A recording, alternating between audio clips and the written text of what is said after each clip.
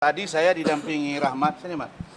Jadi kita kan membentuk ketua tim, ya. Terus tadi Pak Anjar ya, Pak Irjen Pol Purnawirawan Pak Anjar Dewanto sudah datang. Kemudian Pak Riki juga titip salam. Saya ulangi lagi ya, Pak Irjen Pol Riki Sitohang juga, Ketua Umum Pradi Bersatu juga ketua tim. Wakil ketua timnya juga ada Pak Rihat, ada Bung Lecu, ada Leo Situmorang juga. Tim hukum Dimpos dan sekretaris timnya tetap Saudara Rahmat Riyadi karena beliau yang paham administrasi, surat menyurat dan lain sebagainya. Jadi pertanyaan itu tadi sekitar 24 pertanyaan. 24 pertanyaan dan kami juga setelah melihat video, apakah itu dari CCTV, apakah itu video resmi dari pengadilan, kok kayaknya ya unsurnya sulit untuk dikatakan bahwa kami melanggar di 3 pasal itu. Kalau pasal itu pasal biasa, maka tidak ada kaitannya dengan contempt of court.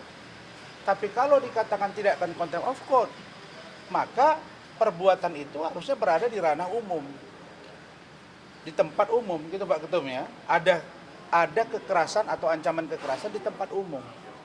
Nah sekarang pertanyaannya pengadilan. Pengadilan itu sedang off court atau sedang on court. Nah kami lihat betul, saya pun kaget tadi. Saya kaget tadi, begitu runutnya video itu. Dan memang saya cuma gini ke meja itu gitu. Terus kita minta hakim, terus tadi diskor, kemudian maaf waktu itu diskor, kemudian saya berdiri menyampaikan. Nah tinggal diuji nanti bahasa, ahli pidana.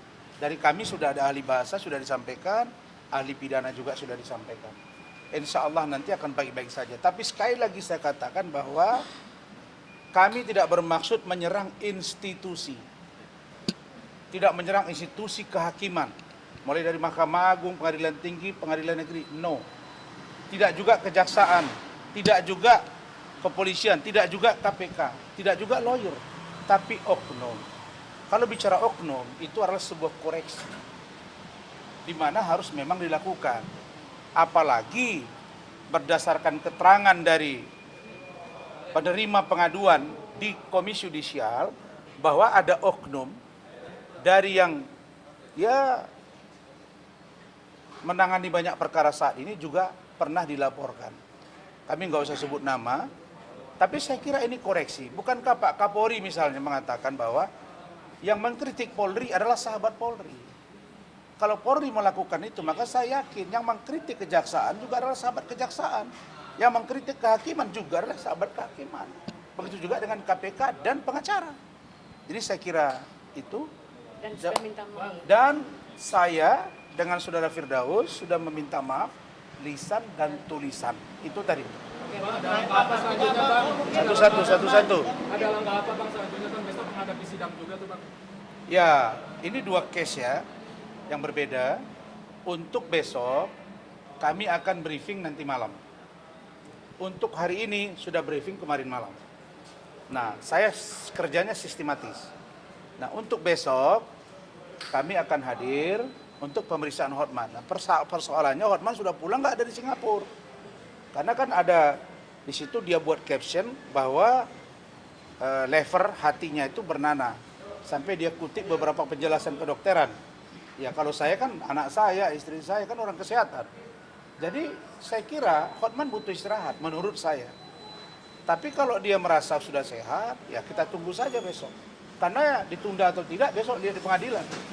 Tapi yang pasti kami besok jam 9 sudah ada di sana, jam 10 kami lakukan persidangan dan kita akan lanjut pada pertanyaan-pertanyaan yang mudah-mudahan besok Hotman sehat, rekan kita ini, dan jangan besok ketika kami tanya menjadi masalah baru kurang sehat, kira-kira begitu. Jadi saya pikir ya itu tadi, kita nggak bisa mengatakan diri kita sehat di depan publik kalau pada faktanya di dalam kita sakit, kira-kira begitu. Tapi sekali lagi kami mendoakan dia sehat. Bang, soal pernyataan Bang Hotman Bang.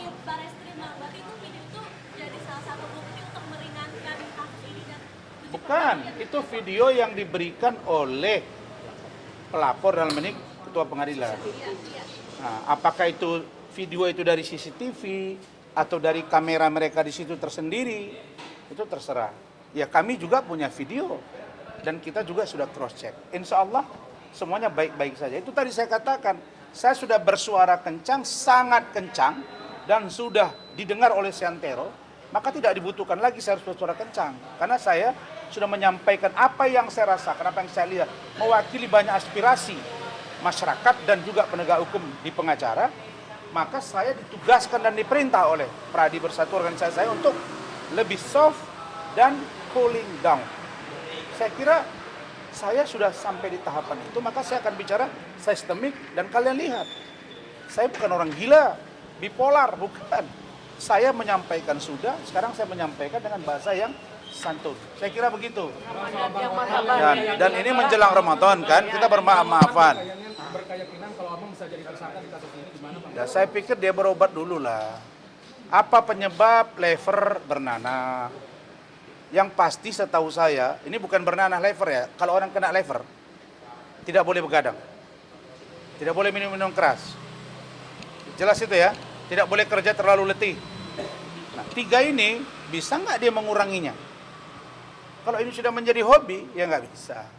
Ya, tapi sekali lagi saya katakan kami boleh berperang, tapi tidak bermusuhan. Barangkali begitu. Cukup ya? Jaga kesehatan. Apa? Apa? Pemeriksaan selanjutan. Ini Rahmat jawab aja. Ada pemeriksaan lanjutan tadi setelah ini. Setelah ini ya kalau untuk Pak Rasman sendiri belum ada pemeriksaan lanjutannya. Tapi kalaupun nanti penyidik menganggap perlu kami untuk memberikan keterangan tambahan, kami pastikan bahwa Pak Rasman adalah pribadi yang taat hukum. Dibuktikan dari sekian banyak laporan yang sudah pernah kami terima, Pak Rasman pada khususnya tidak satupun yang tidak dihadiri. Artinya Pak Rasman adalah pribadi yang gentle. Kita pastikan kita akan hadir jika penyidik meminta keterangan tambahan. Tapi yang pasti kami telah mengajukan saksi ahli. Saya pikir saksi ahli dan saksi adecart kami dulu diperiksa, baru kalau memang ada pemeriksaan tambahan, baru ke situ poinnya. Gitu. Baik, Nggak. thank you ya. Aku izin Pak, sedikit Pak. Ini ada satu poin, ini dan stretching point dan sangat penting. Ada satu fakta hukum, tadi saya tanyakan kepada penyidik. Penyidik menyatakan bahwa sudah diperiksa saksi hakim ketua, yaitu Ibu Sophia Tambunan. Lagi-lagi ini membuktikan bahwa adanya konflik interest, adanya hubungan antara Pak Rasman dengan Ibu Sophia Tambunan yang menyidangkan perkara ini. Dalam perkara Pak Rasman sebagai terdakwa di Pengadilan Negeri Jakarta Utara. Saya pikir dalam waktu dekat KY pada khususnya dan juga Mahkamah Agung agar menerbitkan atau memerintahkan untuk Ibu Sophia Tambunan ini sebenarnya harus diganti. Karena konflik interest ini secara hukum dilarang untuk memeriksa perkara yang ada hubungannya antara terdakwa dengan hakim. Ini akan membuat penilaian hakim menjadi tidak lurus lagi, tidak sesuai dengan undang-undang. Gitu dia poinnya. Baik, jadi gini. Jadi masalah hakim itu memang harapan kita begitu. Karena memang banyak yang bilang ke saya, kok terlalu berani Bang Rasman ini. Bukankah palu itu diketok, nasib Bang Rasman ada di situ. Rezeki Bang Rasman ada di situ. Saya jawab, bukan hakim yang menentukan rezeki kita. Kalian percaya hakim apa percaya Allah? Percaya pada Allah. Yang kedua, Allah maha membolak-balikkan hati manusia. Ya, bisa saja sekejap dia bisa menjadi sahabat yang baik. Tapi secara etik, idealnya memang orang yang berperkara dengan kita, janganlah menangani perkara kita. Betul. Pak Yusril dalam satu postingan sangat baik dan menarik. Beliau bilang, hakim tidak boleh marah. Karena kalau hakim pemarah, maka dia akan mengambil putusan dengan kemarahan dia. Hakim juga tidak boleh orang yang penghibah. Karena dengan penghibah, dia akan memutus juga tidak sesuai dengan fakta. Kalau begitu hakim yang mana? Hakim yang lurus, yang adil, yang jujur, dan memberi keadilan masyarakat. Oke, thank you.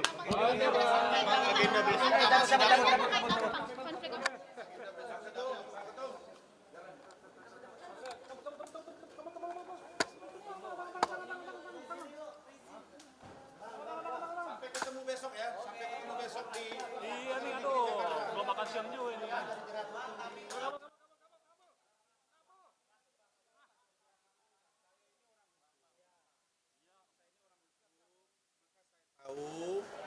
setelah melihat video, setelah kita dengarin semua, insya Allah akan baik-baik saja. Dan saya yakin tidak mungkin ini dipermainkan hukum ini karena rakyat akan menilainya. Apa sih saya ini? Sekali lagi saya katakan, saya bukan penjahat negara, saya bukan musuh negara, saya bukan koruptor.